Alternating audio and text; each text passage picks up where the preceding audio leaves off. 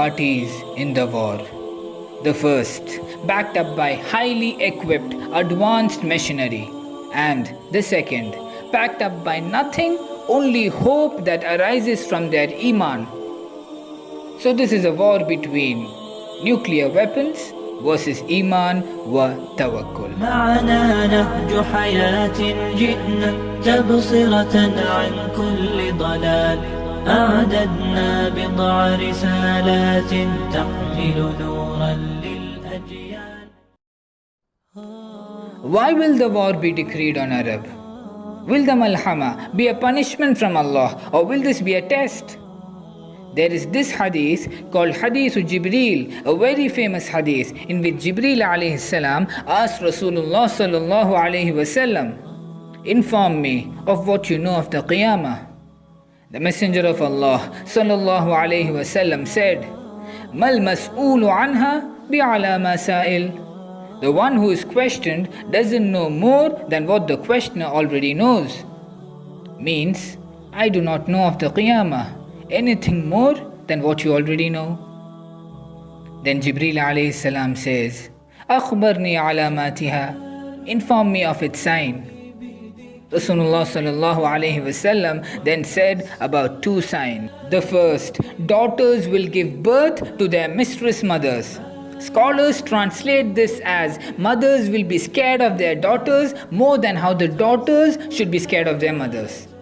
And the second sign he sallallahu alayhi wasallam said was, Bedouins will compete in constructing tall buildings.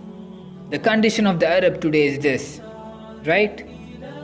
Both these signs of Qiyamah we may find unfortunately prevailing the most in our own Middle Eastern land.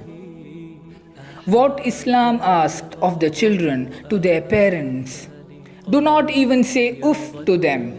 Even if they ask you to go against Allah subhanahu wa ta'ala, don't follow them but be gentle and kind to them. Do not run after money. Do not run after the zina of this dunya. You are proud of constructing levels upon levels in building. Look at the creation of Allah, levels upon levels of heaven.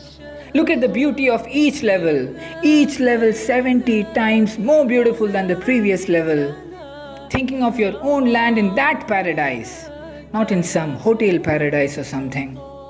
And if this reminder is not enough for you, then look at the levels of hellfire. Maybe it will remind you of how these tallest buildings of Kuwait, Dubai, Riyadh is prophesied to be brought down to dust once World War III begins. Except if Allah wishes them survive this war. Doubting the destruction of these skyscrapers in the near future is logical. I'm sorry I said these skyscrapers are prophesied to be brought down to dust. They are not prophesied. But the destruction in Arabia in this great war called Malhama is mind-shattering. And we hardly care about it.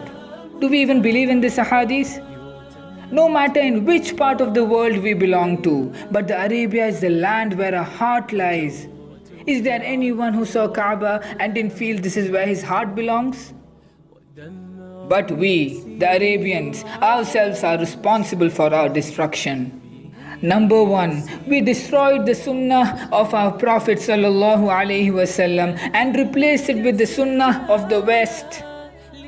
We converted this land to paradise, creating it a center of attraction for anyone who wants to forget the real paradise and live this life to the fullest.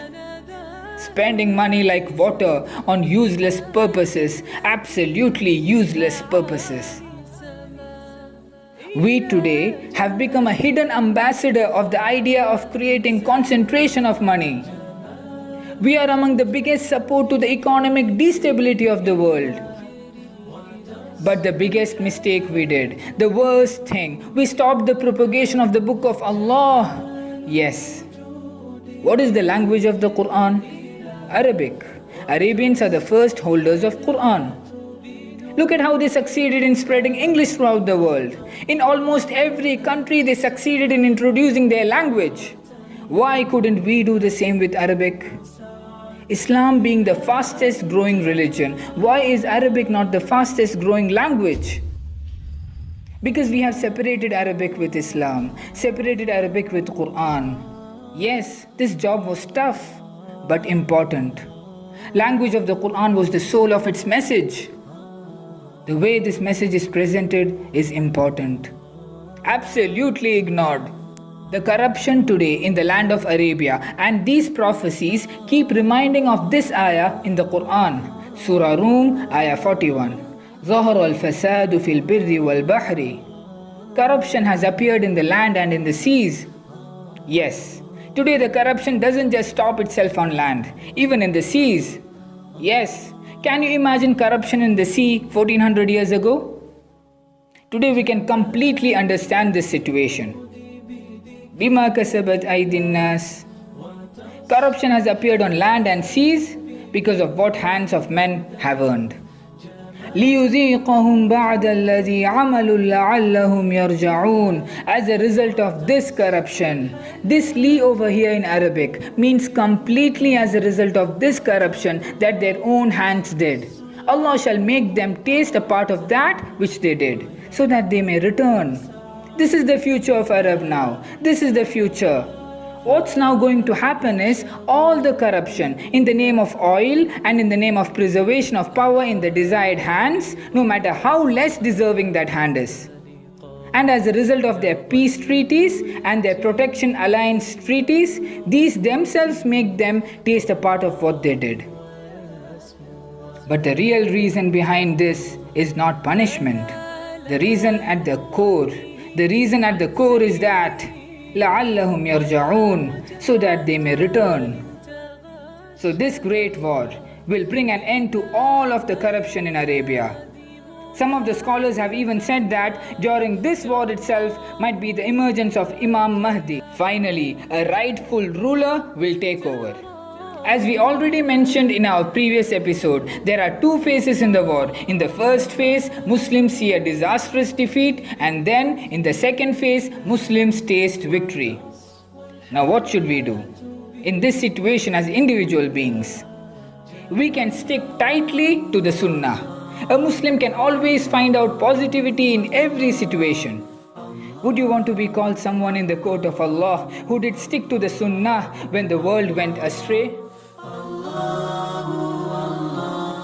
इन इमारतों से मेरा क्या काम, मुझे जाना एक दिन कब्र है, इस दुनिया में हूँ मैं अजनबी, जन्नत ही मेरा घर है.